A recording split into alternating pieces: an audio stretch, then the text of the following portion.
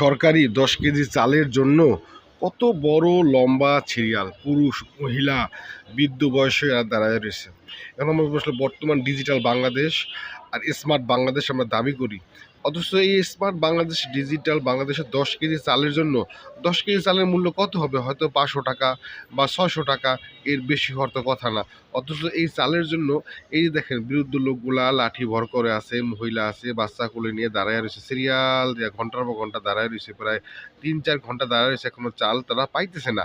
লম্বা লাইন, একটা ইউনিয়নের কমপক্ষে 2000 যদি চাল দেয় 2000 লোকের, তাহলে তো দেখেন কি অবস্থা হয়, কিভাবে তার লম্বা সিরিয়াল পরে, এটা স্বাভাবিক, আপনি নিজেই বুঝেন।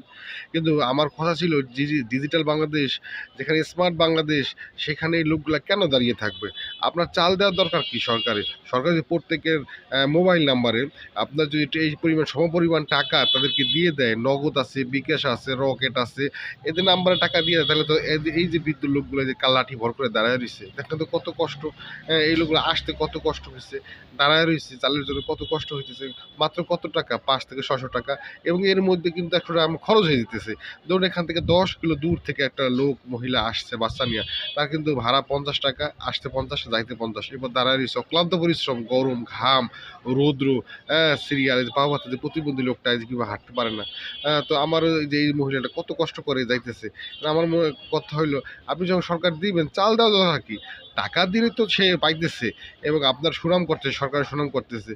বৃদ্ধ লোকগুলার, এই যে বৃদ্ধ লোকগুলা তারা বসে রয়েছে, কষ্টের দাঁড়াতে পারে না, অনেক সময় দাঁড়ায় থেকে তারা কিন্তু বসে রয়েছে। এখন তারা এই যে বৃদ্ধ লোকগুলা বসে রয়েছে, তাদের জন্য তো কষ্ট হয়, এই যে মহিলারা বসে রয়েছে।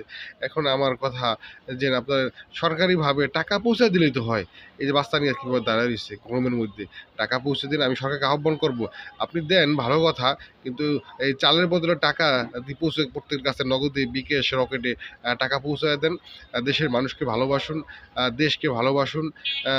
আমি যাতে আমার এই ভিডিওটি যদি আমার সাথে আপনারা একমত হন, যদি কেউ ভিডিওটা থেকে, তাহলে তো আপনি শেয়ার করে সরকারকে পৌঁছায় দিন, যাতে সরকার চালের বদলে টাকা দিয়ে এই মানুষকে হয়রানি শিকার না করে। দেখুন কত বড় লম্বা লোক। সবাই আহ্বান করব, দেশকে ভালোবাসুন, দেশের মানুষকে ভালোবাসুন, জনতাকে ভালোবাসুন। আল্লাহ হাফেজ।